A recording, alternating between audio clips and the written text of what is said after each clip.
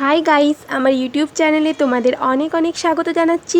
আজ আমি আবারও তোমাদের সামনে আমারই লেখা একটা কবিতা পাঠ করে শোনাবো। যদি তোমাদের কবিতাটা ভালো লেগে থাকে তাহলে অবশ্যই আমার চ্যানেল সাবস্ক্রাইব করো আর অবশ্যই লাইক কমেন্ট শেয়ার করো। তাহলে শুরু করা যাক। কবিতার নাম হলো উপন্যাস। ওই চিলেকোঠার ঘরে আজও খুব সযত্নে তুলে রেখেছি আমাদের উপন্যাসের প্রেমের অধ্যায়টা।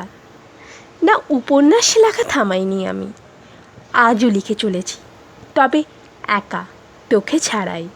যেদিন জলের ধারে সমস্ত আবেগ বিকে চলে গেলি, সেদিনই বুঝে গেছিলাম তোর কাছে আবেগ বড্ড তুচ্ছ। কিন্তু আমি যে সাহিত্যের মানুষ, তোর মতো অত অঙ্ক বুঝি না, তাই আবেগ আঁকড়ে বেঁচে আছি। জানিস, আমার উপন্যাসে চরিত্র বদল হয়নি, আজও আমার উপন্যাস জুড়ে শুধুই তুই।